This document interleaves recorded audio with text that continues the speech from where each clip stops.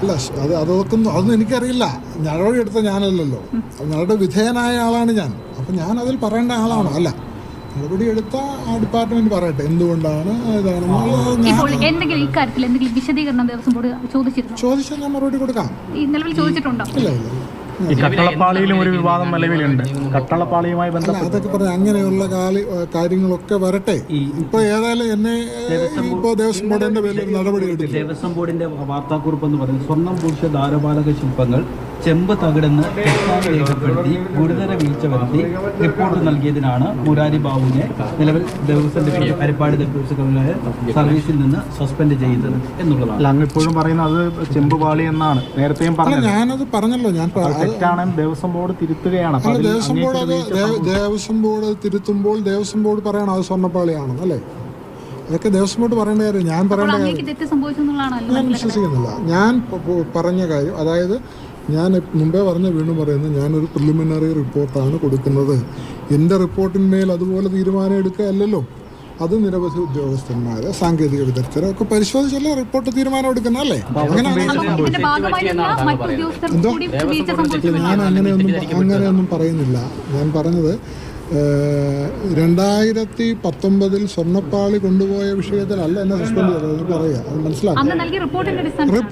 Preliminary report, ഒരു അപേക്ഷ അനുവാദത്തിന് അയക്കുന്ന റിപ്പോർട്ടിൽ ഞാൻ തെറ്റായി രേഖപ്പെടുത്തിയിരുന്നു എന്ന് മാത്രമാണ് പറയുന്നത്.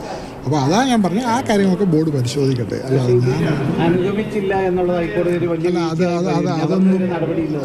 അതൊക്കെ ബോർഡ് പറയട്ടെ. ഞാനതിലൊന്നും ആവില്ല. ഏകപക്ഷീയമാണെന്ന് തോന്നുന്നു. അല്ല, അതും പറയുന്നില്ല. ഞാനൊരു ഉദ്യോഗസ്ഥനാണ്, എൻ്റെ പേരിലൊരു നടപടി വന്നു, ഞാനത് അനുസരിക്കുന്നു. അങ്ങനെ സഹകരിക്കുക എന്നുള്ളതല്ല.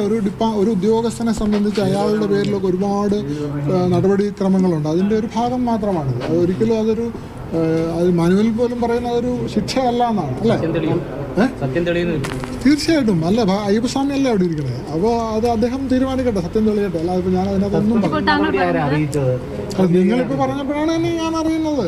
അപ്പം ഞാൻ രാവിലെ ഇത്രയും സന്നാഹങ്ങൾ വന്നപ്പോൾ ഞാൻ കരുതി എന്തെങ്കിലുമൊക്കെ ഉണ്ടായിരിക്കും, അതിന്റെ ഭാഗമായിട്ടായിരിക്കും. അല്ല, ഞാൻ തന്ത്രിയെ ചാരുവൊന്നുമല്ല. ഞാൻ പറഞ്ഞത് അതൊരു നടപടിക്രമമാണ്. തന്ത്രിയുടെ കത്ത് വാങ്ങി റിപ്പോർട്ട് ചെയ്യണം. അങ്ങനെ റിപ്പോർട്ട് ചെയ്തു. ആ റിപ്പോർട്ട് ചെയ്തപ്പോൾ ഞാനത് എഴുതിയത് ചെമ്പുപാളി എന്നാണ് എഴുതിയത്. എന്തുകൊണ്ട് എഴുതി? അത് ചെമ്പുപാളി ആയതുകൊണ്ടാണ് ഞാൻ അങ്ങനെ എഴുതുന്നല്ലേ. ഞാൻ വേറെന്തെങ്കിലും പാളിന്ന് എഴുതിയാൽ അത് ഞാൻ അതിന് സമാനം പറയണ്ടേ? അത് ആ പാളി ചെമ്പ് തെളിഞ്ഞിരുന്നതുകൊണ്ട് ചെമ്പുപാളിയാണെന്ന് എനിക്ക് മനസ്സിലായി. ഞാനതുകൊണ്ടാണ് ചെമ്പുപാളിയിൽ പൂശാൻ പറഞ്ഞത്. പരിശോധിക്കാം. നമുക്ക് എൻ്റെ കണ്ണുകളെ വിശ്വസിക്കാൻ പറ്റില്ലേ? അന്ന് അത് ദ്വാരപാലക പീഠവുമായി ബന്ധപ്പെട്ടുള്ള ഒരു കാര്യമാണ്. അതായിരുന്നു, കണ്ട കാര്യമാണ്. അതൊക്കെ വേറെ പരിശോധിക്കണം. ബോർഡ് പരിശോധിക്കേണ്ട കാര്യമല്ലേ. ഞാനിപ്പോൾ നടപടിക്ക് വിധേയനായ ഒരു ഉദ്യോഗസ്ഥനാണ്. തന്ത്രിയുടെ റിപ്പോർട്ടൊന്നുമല്ല, തന്ത്രിയുടെ അഭിപ്രായം എന്നാണ് പറയുന്നത്. ക്ഷേത്ര ശ്രീകോവിലുമായി ബന്ധപ്പെട്ടോ ആചാരപരമായി ബന്ധപ്പെട്ടോ വരുന്ന എല്ലാ കാര്യങ്ങൾക്കും തന്ത്രിയുടെ അഭിപ്രായം വാങ്ങും. അത് രേഖാമൂലം വാങ്ങും. എങ്കിലേ അത് ചെയ്യാൻ പറ്റുള്ളൂ. അങ്ങനെ ആരാഞ്ഞതാരാണ്? അതിന്റെ കൺസേൺ ഉദ്യോഗസ്ഥൻ ആരാണോ അവരാരായണം. അതെ, തീർച്ചയായിട്ടും. കാരണം അവിടെ ഒരു ആവശ്യത്തിന് ഒരെണ്ണം വരുമ്പോൾ, ഒരു അപേക്ഷ വരുന്നു, ഞാനിത് ചെയ്യാമെന്ന് പറയുമ്പോൾ സ്വാഭാവികമായിട്ട് അതിൻ്റെ നടപടിക്രമങ്ങളുടെ ഭാഗമാണ്.